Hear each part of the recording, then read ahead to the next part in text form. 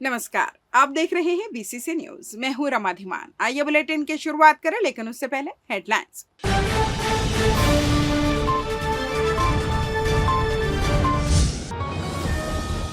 खेल दिवस पर हुआ महोत्सव का शुभारंभ, खिलाड़ियों को मिलेगा अवसर।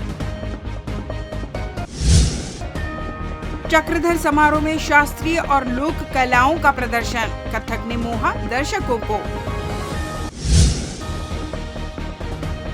लापता मासूम की नहर में मिली लाश, 2 दिनों से हो रही थी तलाश।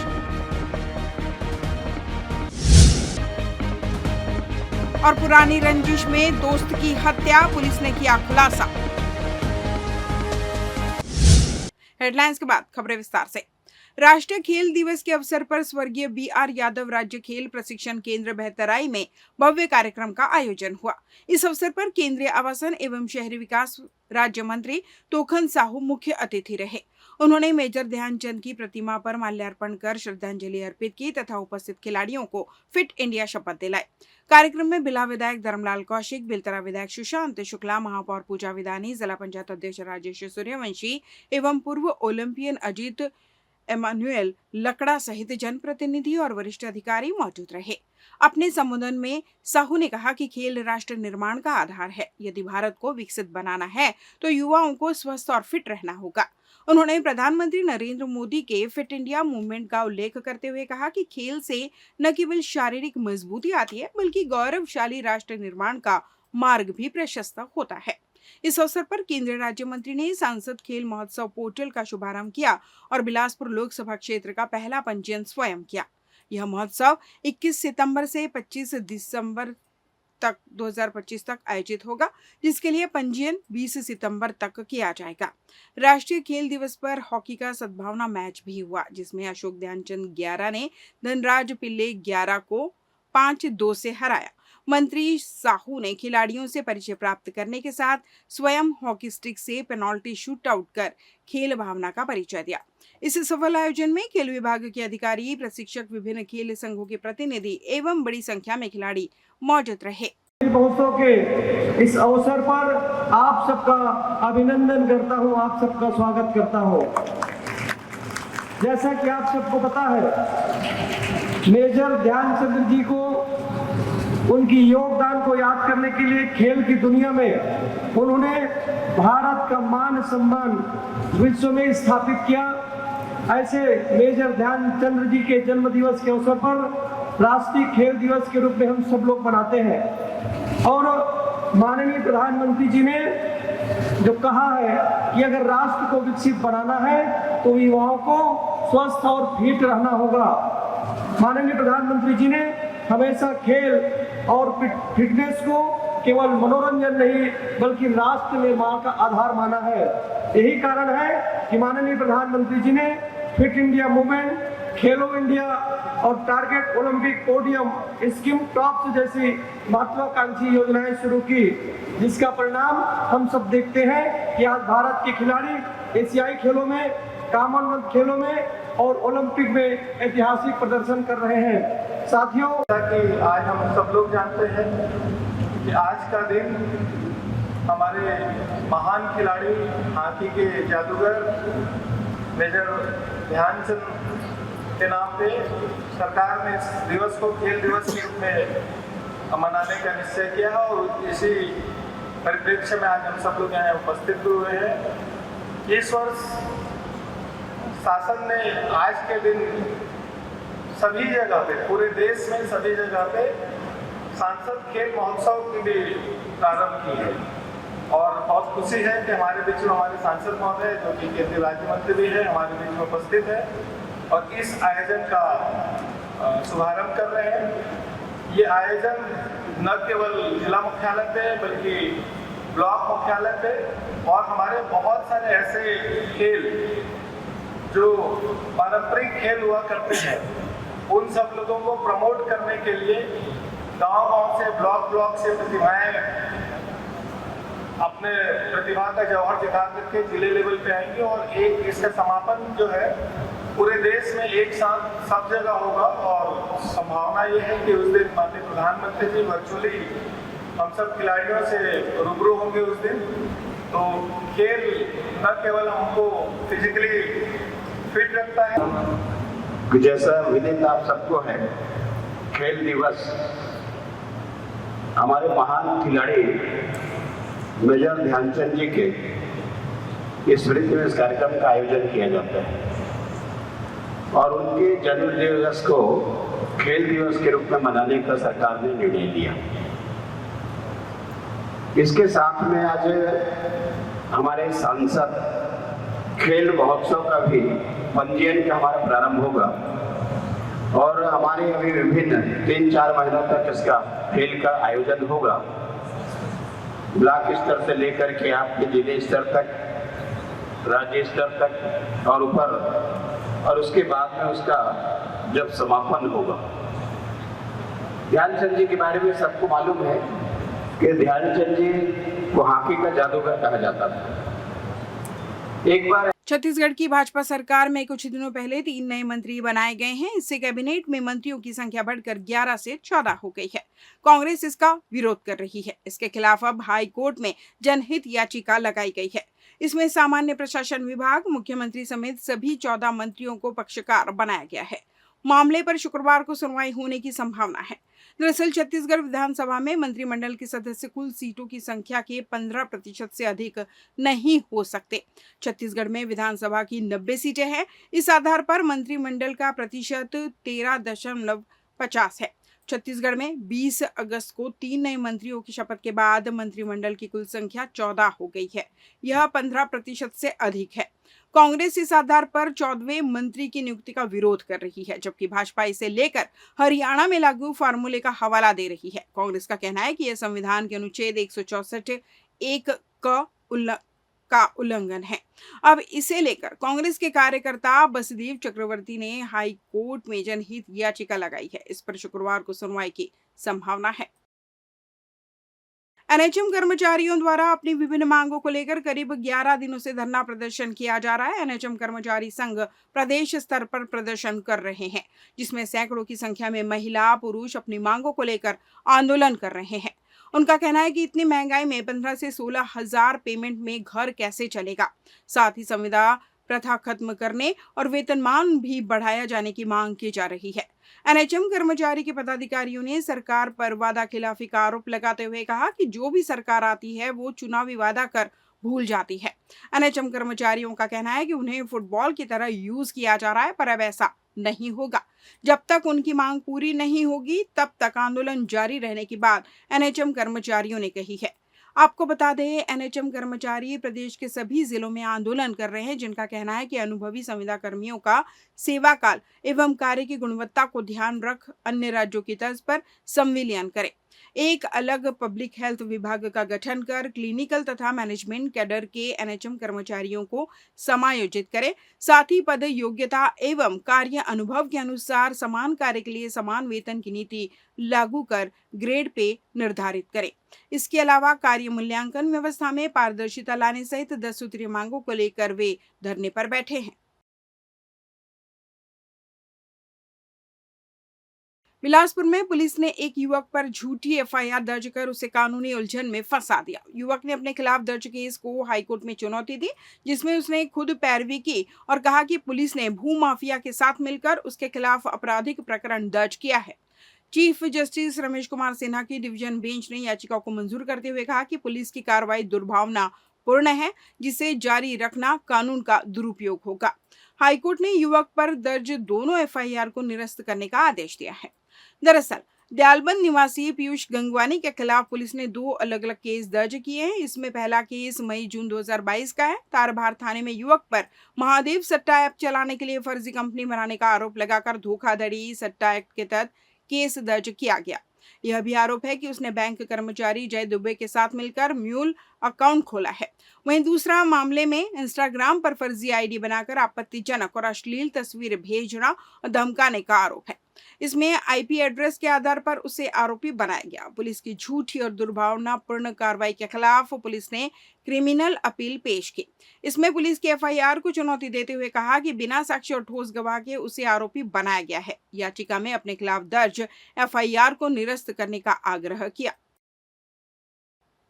रायगढ़ में जारी अंतर्राष्ट्रीय ख्याति प्राप्त चक्रधर समारोह के दूसरे दिन छत्तीसगढ़ी कलाकारों ने शास्त्रीय और लोक कलाओं से ऐसा समा बांधा कि पूरा पंडाल तालियों की गूंज से झूम उठा। समारोह की शुरुआत रायगढ़ की सुविख्यात कथक नृत्यांगना पूजा जैन और उनकी टीम की पंचदेव वंदना से हुई। जयपुर और लखनऊ घराने की मनमोहक प्रस्तुतियों ने दर्शकों को मंत्रमुग्ध कर दिया। इसके बाद रायगढ़ की राजनंदिनी पटनायक और पूनम गुप्ता ने ओडिसी नृत्य से दर्शकों का दिल जीत लिया। बिलासपुर की प्रियंका सलूजा ने कथक की भाव भंगिमाओं और लय ताल की सटीकता से माहौल को और भी गरिमामय बना दिया। लोक गायक सुनील मानिकपुरी ने हमर पारा तुहर पारा और कर्माशैला गीतों की प्रस्तुति से पूरा पंडाल झूमने पर मजबूर कर दिया। वहीं भिलाई की डॉक्टर राखी रॉय और उनके शिष्यों ने भरतनाट्यम की पारंपरिक गरिमा और भावपूर्ण मुद्राओं से दर्शकों को भाव विभोर कर दिया। समारोह की अंतिम प्रस्तुति दिल्ली से आए प्रख्यात शास्त्रीय गायक पंडित उदय कुमार मल्लिक की रही। ध्रुपद गायन की उनकी विलक्षण प्रस्तुति ने देर रात तक समारोह स्थल को संगीत की मधुर ध्वनियों से गूंजता रखा। छत्तीसगढ़ी कलाकारों की इन प्रस्तुतियों ने दूसरे दिन के चक्रधर समारोह को अविस्मरणीय बना दिया। दर्शकों ने हर प्रस्तुति पर जमकर तालियां बजाई।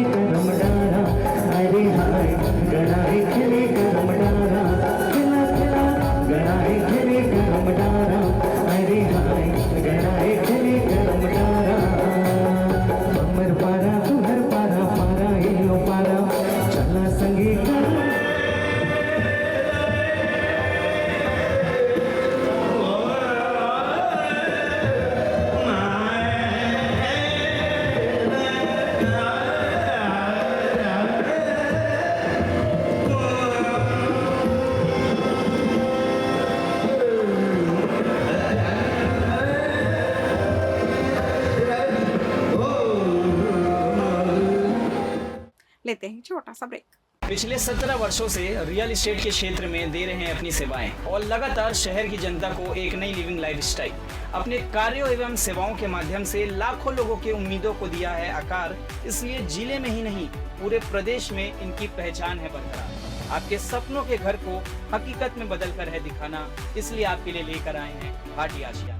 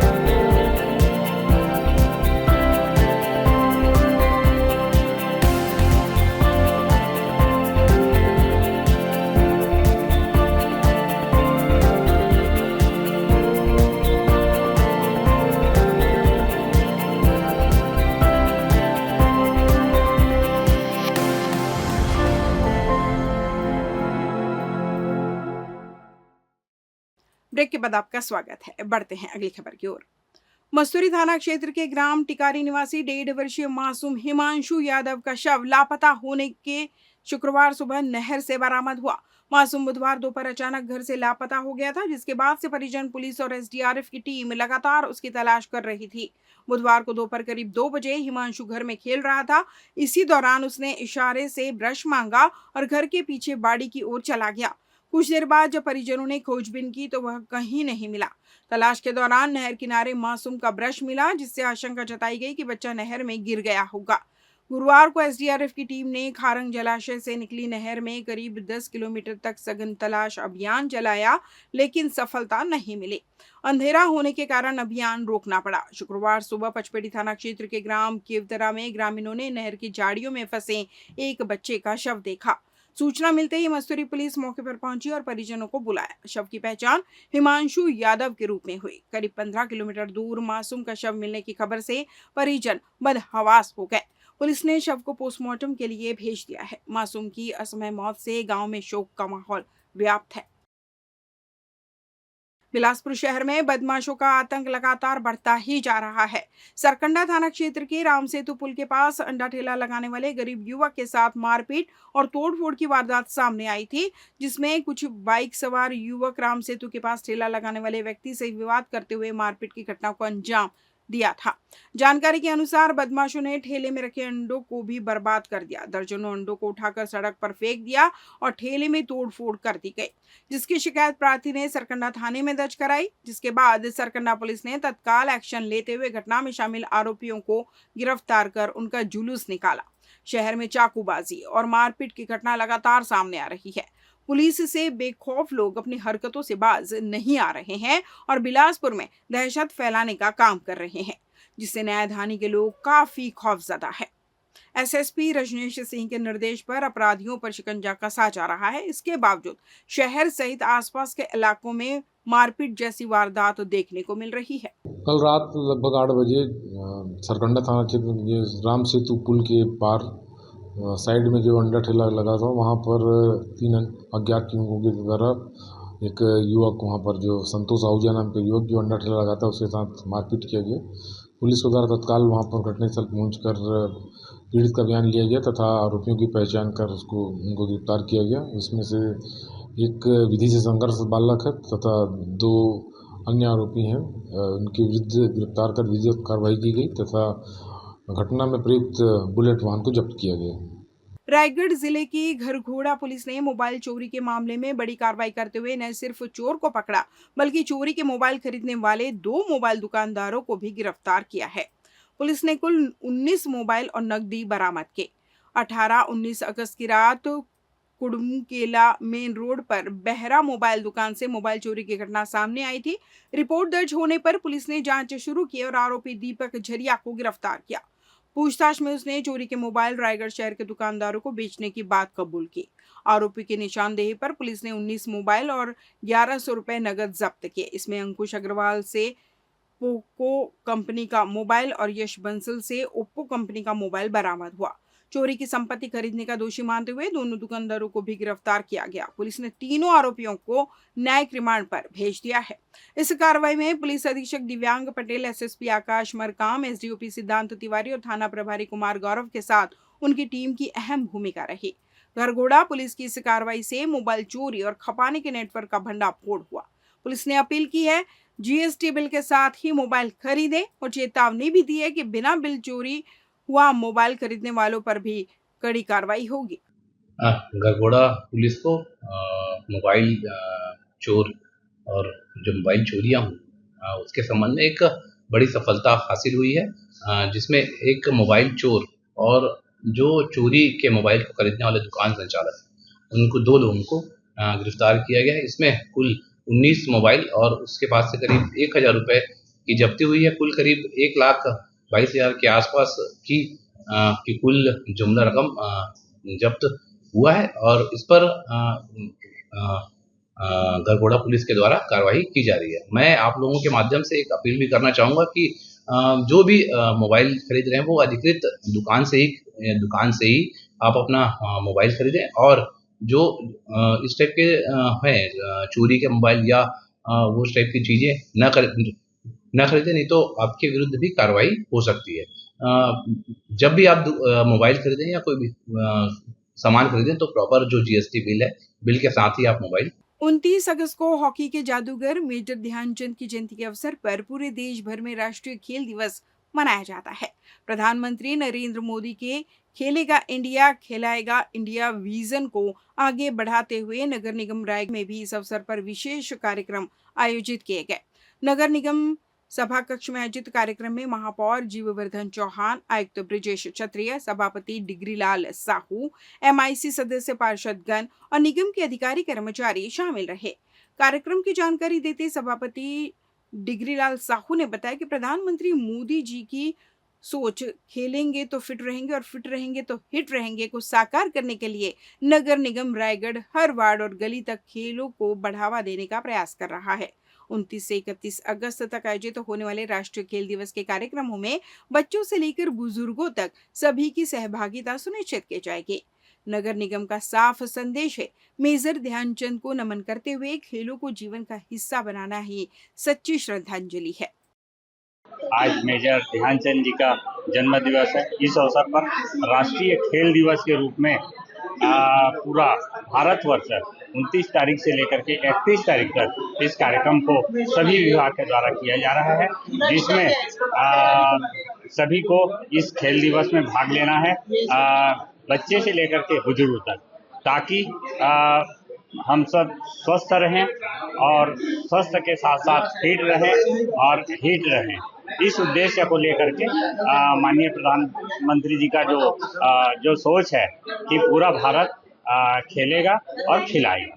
रायगढ़ रेलवे स्टेशन पर बिलासपुर से पहुंचे एडीआरएम चंद्रभूषण ने पूरे स्टेशन परिसर और आसपास के क्षेत्रों का गहन निरीक्षण किया।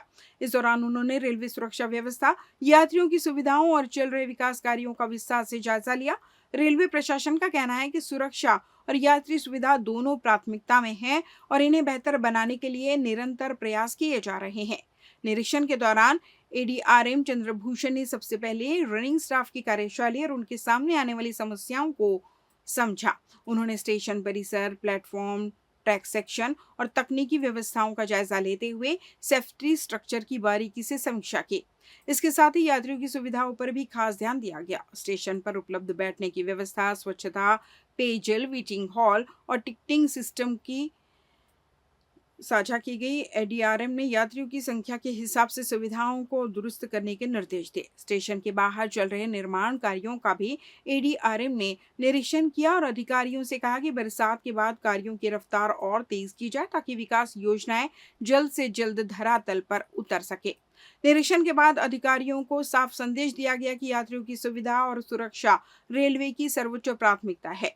एडीआरएम चंद्रभूषण ने स्टेशन का निरीक्षण करते हुए बताया कि हमारा उद्देश्य सेफ्टी को और मजबूत करना और यात्रियों की सुविधाओं को बेहतर बनाना है। रनिंग स्टाफ और पूरी टीम से बातचीत कर हमने चुनौतियों की जानकारी ली। सभी निर्माण और विकास कार्य जल्द पूरे होंगे ताकि लोगों को बेहतर सेवाएं मिल सके। आज हम लोग यहाँ पर सेफ्टी इंस्पेक्शन करने के लिए आए हुए हैं, जो डिवीजन की पूरी टीम है, और इसमें जो सेफ्टी से रिलेटेड स्टाफ है, रनिंग स्टाफ है, उनकी कार्यशैली, उनके कार्य में आने वाली जो दिक्कतें हैं, उन सभी का जो है निरीक्षण किया गया। स्टेशन का निरीक्षण और जो यात्रियों के लिए जो सुविधाएं हैं, जिनका विकास हो रहा है, विकास कार्य हो रहे हैं, उन सब का भी रिव्यू किया गया, उनकी भी जानकारी ली गई ताकि उनको जल्दी से जल्दी पूरा किया जा सके। यही आज का जो है इंस्पेक्शन का टोटल। और दूसरे जो निर्माण में यात्री अब बाहर में PNR नंबर होने के बावजूद बाहर में कुछ सुविधा कम है। हाँ, अभी ये सुविधाएं जो है वही डेवलप हो रही हैं, आप लोग जानते ही हैं, उस चीज़ से अवगत है, और जल्दी ही जो है उनको पूरा कर लिया जाएगा। इसकी लगातार निगरानी की जा रही है सारे कामों की। जो बाहर में काम हो रहा है निर्माण का, इसके बारे में बताएं, इतना लेट लगी क्या हो रहा है? बारिश की वजह से कुछ काम अभी रुके हुए हैं, और बारिश के बाद जो है जो आप रोड वर्क है और जो छोटे मोटे काम बचे हुए हैं उनको पूरा कर लिया जाएगा। सर रनिंग स्टाफ वगैरह का कुछ मांग उसको लेके अच्छी तरह से बात सकते हैं। हाँ, उनकी मांगों को अभी जो हमारे जो भी नियम है उसके हिसाब से हम देख करके मानकों के हिसाब से तय करेंगे कि क्या क्या चीज़ें उनको और नई सुविधाएं क्या दी जा सकती हैं, किस तरह से उनकी समस्याओं को कम किया जा सकता है। रायगढ़ में मुस्लिम समाज के जनप्रतिनिधियों और प्रशासन के बीच महत्वपूर्ण बैठक हुई। एडिशनल एसपी आकाश मरकाम की अध्यक्षता में आयोजित इस बैठक में 5 अक्टूबर को होने वाले ईद ए मिलादुन नबी के अवसर पर निकलने वाले जुलूस और रैलियों को लेकर चर्चा की गई। बैठक में मुस्लिम समाज के सभी प्रतिष्ठित लोग, जनप्रतिनिधि और समाज सेवी शामिल हुए। इस दौरान जुलूस के मार्ग, समय और यातायात व्यवस्था पर विस्तार से चर्चा हुई। एडिशनल एसपी आकाश मरकाम ने सभी को आश्वस्त किया कि प्रशासन और पुलिस की ओर से सुरक्षा व्यवस्था के लिए पुख्ता इंतजाम किए जाएंगे। साथ ही उन्होंने समाज के लोगों से सहयोग की अपील की। समाज के प्रतिनिधियों ने भी स्पष्ट किया कि ईद ए मिलादुन नबी का त्योहार पूरी तरह शांति और भाईचारे के साथ मनाया जाएगा। उन्होंने भरोसा दिलाया कि सभी नियमों और प्रशासन के दिशा निर्देशों का पालन किया जाएगा। स्पष्ट है कि प्रशासन और समाज के आपसी सहयोग से त्योहार सौहार्द और अनुशासन के साथ संपन्न होगा। मुस्लिम समाज के सभी प्रतिष्ठित व्यक्तियों को आज यहाँ बुलाया गया था और उनको जो 5 तारीख को ईद मिलादुन नबी है उसमें जो जुलूस उनकी रैलियाँ निकलने वाली हैं उसके संबंध में चर्चा हेतु बुलाया गया था। सभी से सार्थक चर्चा हुई है और सभी ने सहयोग करने हेतु आश्वस्त किया है। रायगढ़ जिले के तमनार थाना पुलिस ने युवक की हत्या के मामले में बड़ी सफलता हासिल की है। मुख्य आरोपी सूरज धनवार और 2 अपचारी बालकों को पुलिस ने त्वरित कार्रवाई करते हुए गिरफ्तार कर न्यायालय में पेश किया। घटना 27 अगस्त की रात आमा घाट फिटिंग पारा की है, जहां प्रार्थी सुरेश कुमार मिंज अपने साथी सुजीत खलको के साथ भोजन कर रहा था। इसी दौरान गांव का ही सूरज धनवार अपने 2 साथियों के साथ पहुंचा और पुरानी रंजिश को लेकर विवाद करने लगा। विवाद बढ़ते ही आरोपियों ने हाथ, मुक्का और टांगी से हमला कर सुजीत खलको की हत्या कर दी और मौके से फरार हो गए। मामले की सूचना मिलते ही थाना प्रभारी कमला पुसाम ठाकुर अपनी टीम के साथ घटनास्थल पर पहुंची और वरिष्ठ अधिकारियों को अवगत कराया। पुलिस ने हत्या का मामला दर्ज कर तुरंत दबिश दी और घेराबंदी कर आरोपियों को पुंजी पथरा तमनार जंगल से दबोच लिया। आरोपियों की निशानदेही पर टांगी और अन्य अहम साक्ष्य भी बरामद किए गए। तीनों आरोपियों को पुलिस ने न्यायालय में पेश कर रिमांड पर भेज दिया। तमनार पुलिस की सटीक रणनीति और तगड़ी कार्रवाई से हत्या जैसे गंभीर अपराध का पर्दाफाश हो गया। तेज कार्रवाई ने न सिर्फ आरोपी सलाखों के पीछे पहुंचाए बल्कि क्षेत्र में कानून व्यवस्था पर जनता का भरोसा भी और मजबूत किया है। तमनार थाना क्षेत्र अंतर्गत कल दिनांक 28 तारीख को प्रार्थी सुरेश कुमार मिंज थाना तमनार आया और उसने एक रिपोर्ट दर्ज कराई कि वह अपने घर पर सुजीत खलको के साथ भोजन कर रहा था। इसी दौरान गांव के ही सूरज धनवार अपने 2 साथियों के साथ आया और पुरानी रंजिश को लेकर गाली गलौज करने लगा और इसी बात को लेके दोनों के बीच विवाद होने लगा और जो सुजीत खलको को सूरज धनवार और उसके 2 साथियों के द्वारा टांगी से मारकर हत्या कर दी गई और मौके से फरार हो गए। इसी पर सूरज धनवार और उसके 2 साथियों को तमनार पुलिस के द्वारा गिरफ्तार किया गया है और नियमानुसार कार्रवाई की जा रही है। इस बुलेटिन में बस इतना ही। अगले बुलेटिन में आपसे फिर मुलाकात, तब तक मुझे दीजिए विदा। नमस्कार।